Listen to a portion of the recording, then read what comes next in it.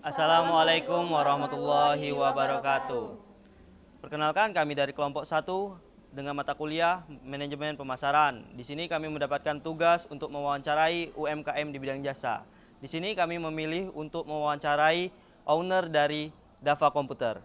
Untuk video selanjutnya, mari ikuti kami. Baik, selamat siang Bapak.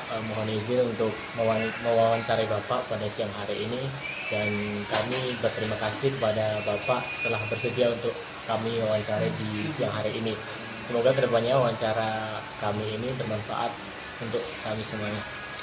Sebagai langkah awal Pak, bagaimana sih motivasi dan latar belakangnya Bapak membentuk bimbel ini?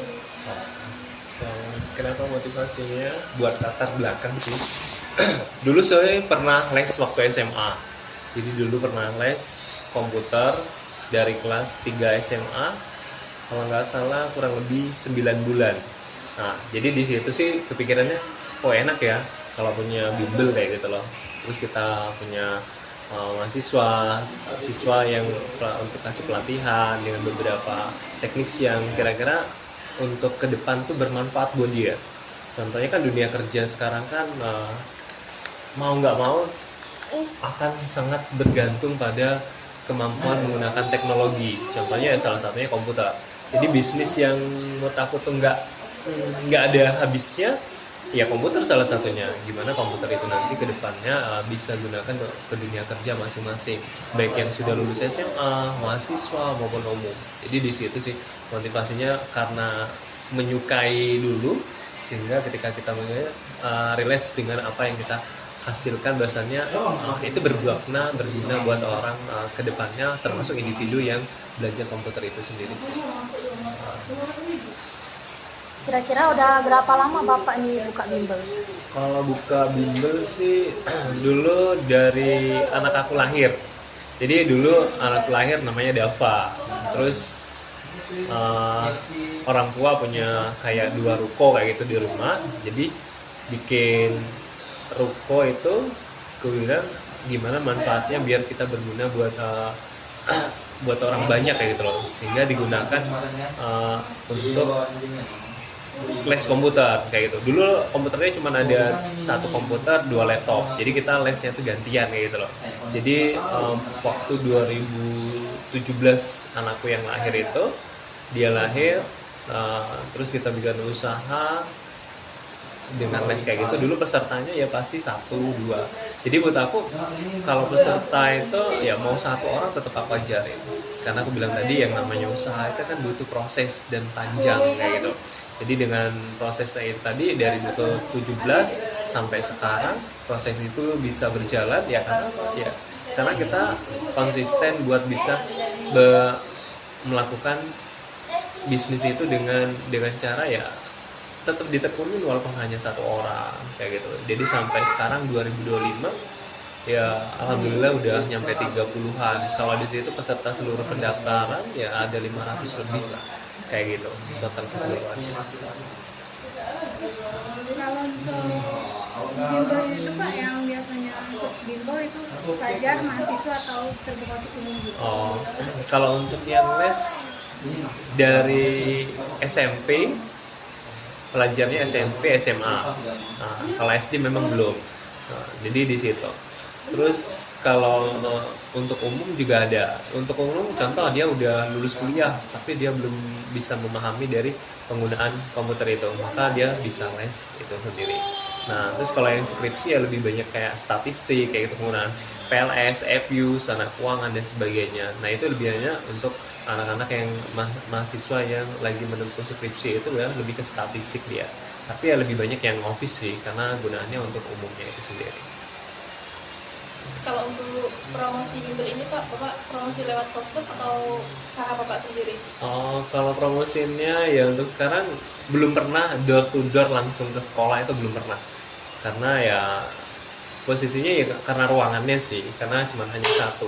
Kalau mungkin ke depan punya beberapa ruangan ya insya Allah ya mau sih kita promosi langsung ke sekolah-sekolah dan sebagainya. Nah, itu sebenarnya. Tapi karena sekarang posisinya masih sedikit ruangannya, terus yang ngajar ya baru beberapa ya pernah ngajar ya, mereka ada yang sudah lulus jadi dosen, sudah lulus jadi PNS, jadi udah off. Terus sekarang baru ada lagi satu cewek yang ngajar ke office juga, lagi S2. Jadi rencananya kan untuk kedepannya untuk pengajarnya ya lebih yang benar-benar serius ke dunia pendidikan, sehingga pikir mereka bisa menggunakan untuk kedepannya. Jadi bisa umum, bisa pelajar dan sebagainya. Jadi siapapun sih bisa gue tadi. Dan pesertanya saya gratiskan untuk seluruh peserta yang hafiz Quran, anak yatim piatu. Kalau dia udah komunikasi di awal, saya akan kasih free dia les sampai selesai. Jadi atau prasejahtera, orang tua ada tapi dia tidak benar-benar tidak mampu, tapi dia punya keinginan untuk belajar. Jadi tinggal komunikasi aja, pasti saya kasih kesempatan buat les itu sendiri. Oke Pak, dan kalau boleh tahu untuk harganya itu ditentukan gimana itu Pak? Oh, kalau harga lesnya itu kalau pendaftaran 100.000, terus kalau SPP-nya 200.000 selama 1 bulan. Dan satu bulan itu kita punya 8 kali pertemuan, dan setiap pertemuan itu 2 jam. Setiap pertemuan ya itu kurang lebih ya, sekali pertemuan itu 2 jam, kadang bisa lebih kayak gitu, tergantung bentuk materinya. Terus materinya bisa bawa dari luar maupun dari kita siapkan. Jadi basically bebas, kalau mau belajar tentang materi dari luar, kita tetap berikan kesempatan buat mereka mau belajar tentang apa yang pengen diajari itu tadi. Baik Pak, dalam suatu usaha tentunya pasti ada analisis SWOT ya Pak ya. Jadi bagaimana sih analisis SWOT versi Bapak, seperti keunggulan bimbel komputer ini, terus bagaimana cara bersaing dengan kompetitor yang lain begitu Pak? Kalau untuk sementara sih pesaingnya ya di sini ada kayak bimbel yang lain kayak SSU dan sebagainya. Jadi buat aku kita punya kompetensi kelasnya masing-masing, karena konsumennya juga masing-masing. Jadi aku pikir kalau untuk kekuatan ya kita udah untuk sementara udah punya kekuatan, artinya kita punya tempat ruangan sendiri, punya kelas sendiri, terus kita juga pasarnya juga sendiri. Jadi dari itu kita akan lebih memudahkan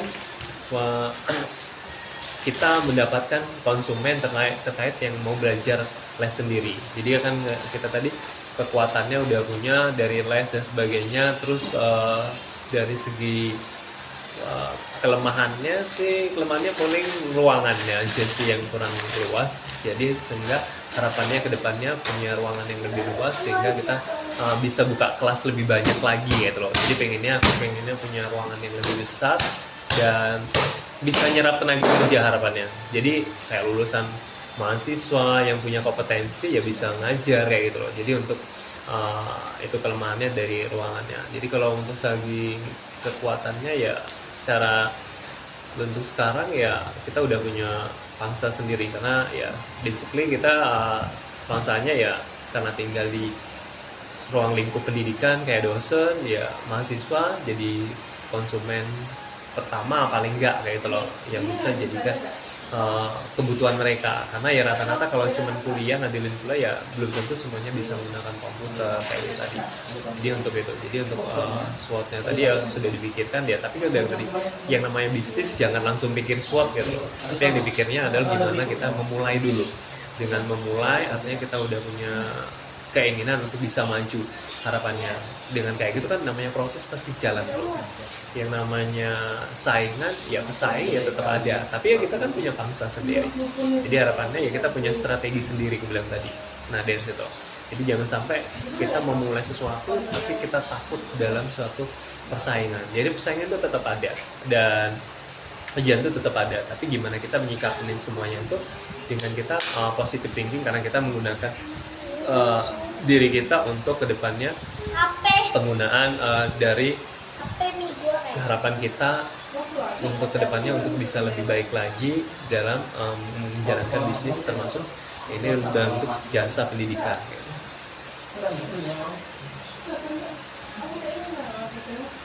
Baik Pak, mungkin hanya ini wawancara dari kami. Kami mengucapkan banyak terima kasih atas ilmu baru yang kami dapatkan dari wawancara dengan Bapak hari ini.